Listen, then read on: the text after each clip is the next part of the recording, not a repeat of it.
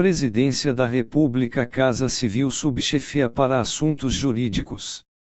Lei nº 12.016, de 7 de agosto de 2009. Disciplina o mandado de segurança individual e coletivo e dá outras providências. O Presidente da República.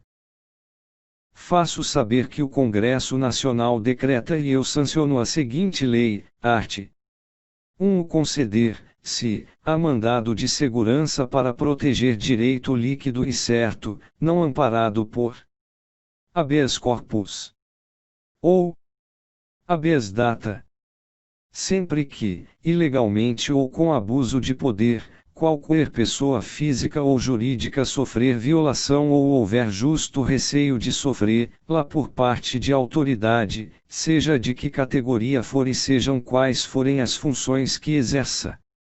1. Equiparão, se as autoridades, para os efeitos desta lei, os representantes ou órgãos de partidos políticos e os administradores de entidades autárquicas, bem como os dirigentes de pessoas jurídicas ou as pessoas naturais no exercício de atribuições do poder público, somente no que disser respeito a essas atribuições. 2. Não cabe mandado de segurança contra os atos de gestão comercial praticados pelos administradores de empresas públicas, de sociedade de economia mista e de concessionárias de serviço público. 3. Quando o direito ameaçado ou violado couber a várias pessoas, qualquer delas poderá requerer o mandado de segurança. Art. 2. Considerar, se a federal a autoridade coatora se as consequências de ordem patrimonial do ato contra o qual se requer o mandado houverem de ser suportadas pela União ou entidade por ela controlada. Art. 3. O titular de direito líquido e certo decorrente de direito, em condições idênticas, de terceiro poderá impetrar mandado de segurança a favor do direito originário, se o seu titular não o fizer, no prazo de 30 dias, quando notificado judicialmente. Parágrafo único. O exercício do direito previsto no caput deste artigo submete-se ao prazo fixado no art. 23 desta lei, contado da notificação. Art. 4. Em caso de urgência, é permitido, observados os requisitos legais, impetrar mandado de segurança por telegrama, radiograma, fax ou outro meio eletrônico de autenticidade comprovada. 1. Poderá o juiz, em caso de urgência, notificar a autoridade por telegrama, radiograma ou outro meio que assegure a autenticidade do documento e a imediata ciência pela autoridade. 2. O texto original da petição deverá ser apresentado nos 5 dias úteis seguintes. 3. Para os fins deste artigo, em se tratando de documento eletrônico, serão observadas as regras da Infra-Estrutura de Chaves Públicas Brasileira, ICP, Brasil. Art. 5. Não se concederá mandado de segurança quando se tratar, de ato do qual caiba recurso administrativo com efeito suspensivo, independentemente de caução, segunda, de decisão judicial da qual caiba recurso com efeito suspensivo, terceira, de decisão judicial transitada em julgado. Parágrafo único. Vetado, art. 6. A petição inicial, que deverá preencher os requisitos estabelecidos pela lei processual, será apresentada em duas vias com os documentos que instruírem a primeira reproduzidos na segunda e indicará, além da autoridade coatora, a pessoa jurídica que esta integra, a qual se acha vinculada ou da qual exerce atribuições. 1. No caso em que o documento necessário à prova do alegado se ache em repartição ou estabelecimento público ou em poder de autoridade que se recuse a fornecê-lo por certidão ou de terceiro, o juiz ordenará, preliminarmente, por ofício, a exibição desse documento em original ou em cópia autêntica e marcará, para o cumprimento da ordem, o prazo de 10 dias. O escrivão extrairá cópias do documento para juntá-las à segunda via da petição. 2. Se a autoridade que tiver procedido dessa maneira for a própria coatora, a ordem far-se-á no próprio instrumento da notificação. 3. Considera-se autoridade coatora aquela que tenha praticado o ato impugnado ou da qual emane a ordem para a sua prática. 4. Vetado. 5. Denega-se o mandado de segurança nos casos previstos pelo art. 267 da Lei Nº 5.869, de 11 de janeiro de 1973, Código de Processo Civil. 6. O pedido de mandado de segurança poderá ser renovado dentro do prazo decadencial, se a decisão denegatória não lhe houver apreciado o mérito. Art. 7. Ao despachar a inicial, o juiz ordenará, que se notifique o coator do conteúdo da petição inicial, enviando-lhe a segunda via apresentada com as cópias dos documentos, a fim de que, no prazo de 10 dias, preste as informações. Segunda, que se dê ciência do feito ao órgão de representação judicial da pessoa jurídica interessada, enviando-lhe cópia da inicial sem documentos, para que, querendo, ingresse no feito. Terceira, que se suspenda o ato que deu motivo ao pedido. Quando houver fundamento relevante e do ato impugnado puder resultar a ineficácia da medida, caso seja finalmente deferida, sendo facultado exigir do impetrante caução, fiança ou depósito, com o objetivo de assegurar o ressarcimento à pessoa jurídica. 1. Da decisão do juiz de primeiro grau que conceder ou denegar a liminar caberá agravo de instrumento, observado o disposto na Lei Nº 5.869, de 11 de janeiro de 1973, Código de Processo Civil. 2. Não será concedida medida liminar que tenha por objeto a compensação de créditos tributários, a entrega de mercadorias e bens provenientes do exterior, a reclassificação ou equiparação de servidores públicos e a concessão de aumento ou a extensão de vantagens ou pagamento de qualquer natureza. 3. Os efeitos da medida liminar, salvo se revogada ou cassada, persistirão até a prolação da sentença. 4. Deferida a medida liminar, o processo terá prioridade para julgamento. 5. As vedações relacionadas com a concessão de liminares previstas neste artigo se estendem à tutela antecipada a que se referem os arts.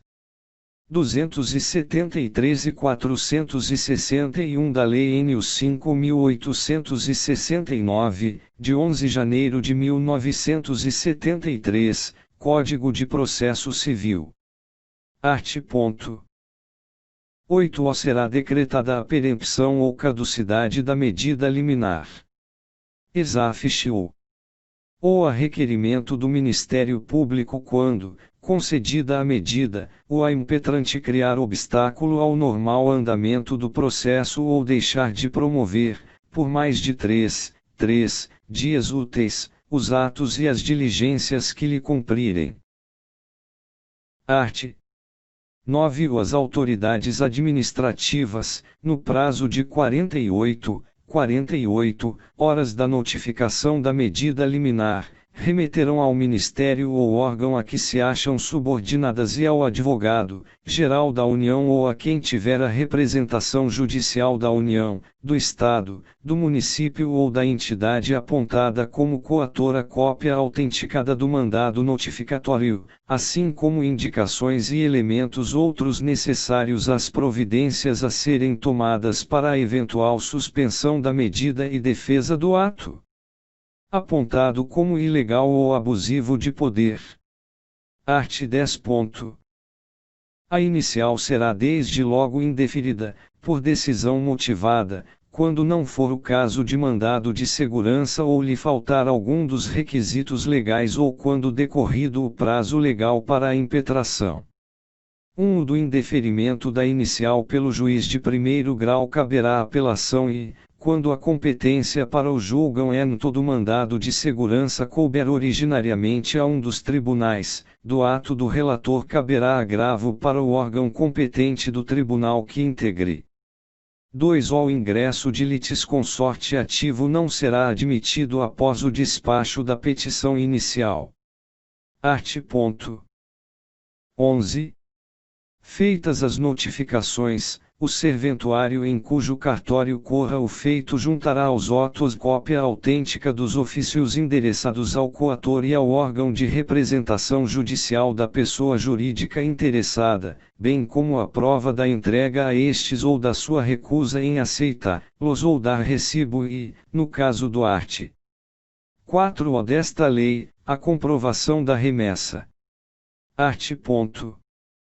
12. Findo o prazo a que se refere o inciso I do caput do art.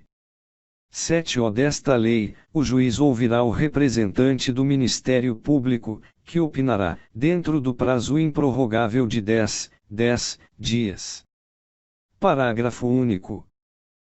Com ou sem o parecer do Ministério Público, os autos serão conclusos ao juiz, para a decisão, a qual deverá ser necessariamente proferida em 30 dias.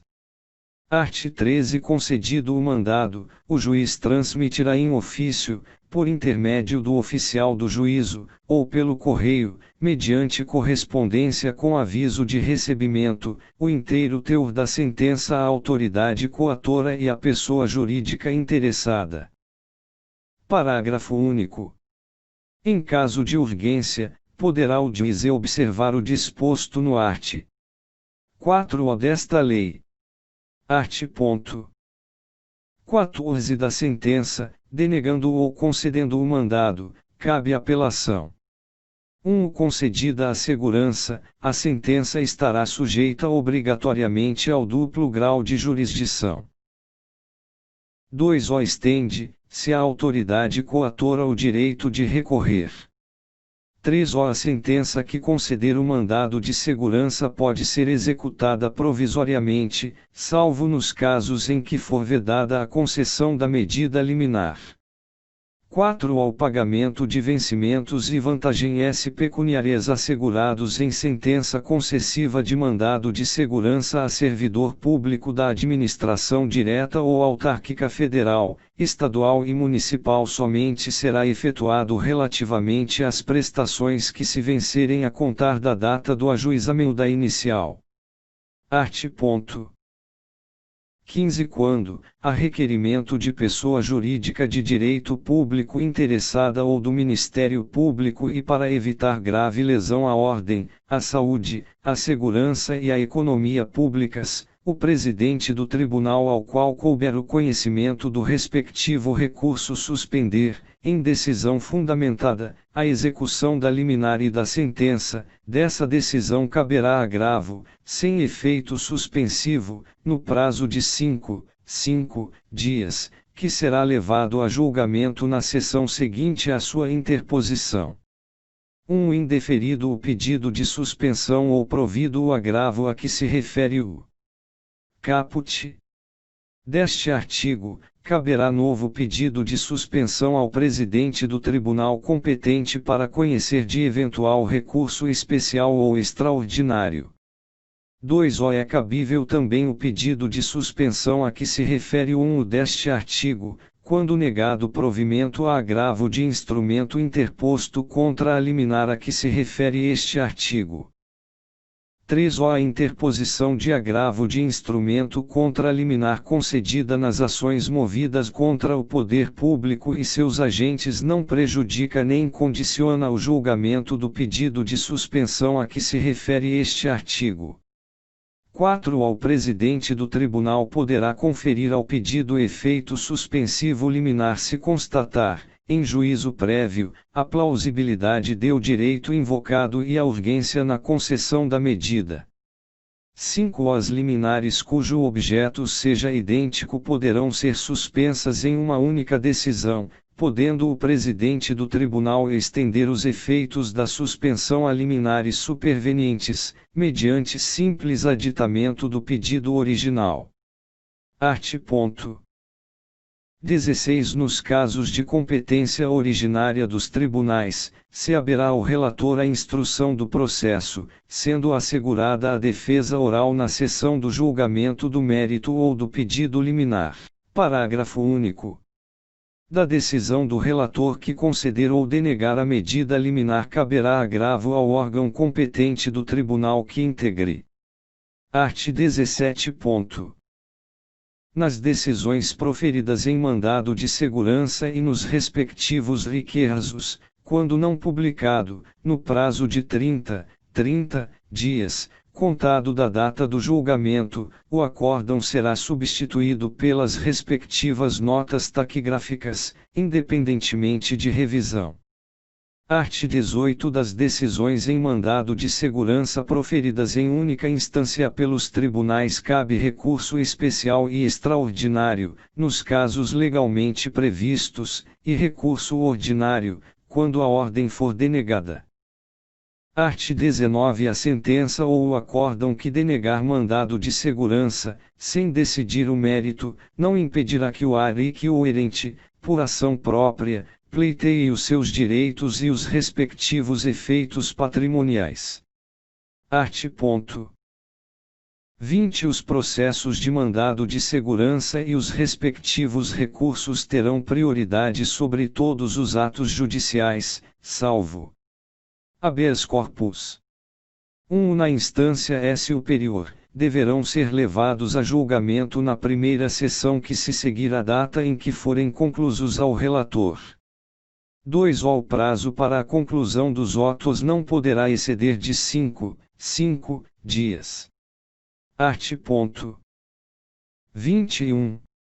O mandado de segurança coletivo pode ser impetrado por partido político com representação no Congresso Nacional, na defesa de seus interesses legítimos relativos a seus integrantes ou à finalidade partidária, ou por organização sindical, entidade de classe ou associação legalmente constituída e em funcionamento há, pelo menos, um ano, em defesa de direitos líquidos e certos da totalidade, ou de parte, dos seus membros ou associados, na forma dos seus estatutos e desde que pertinentes às suas finalidades, dispensada, para tanto, autorização especial.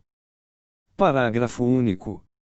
Os direitos protegidos pelo mandado de segurança coletivo podem ser, coletivos, assim entendidos, para efeito desta lei, os transindividuais, de natureza indivisível, de que seja titular grupo ou categoria de pessoas ligadas entre si ou com a parte contrária por uma relação jurídica básica, segunda, individuais homogêneos, assim entendidos, para efeito desta lei, os decorrentes de origem comum e da atividade ou situação específica da totalidade ou de parte dos associados ou membros do impetrante.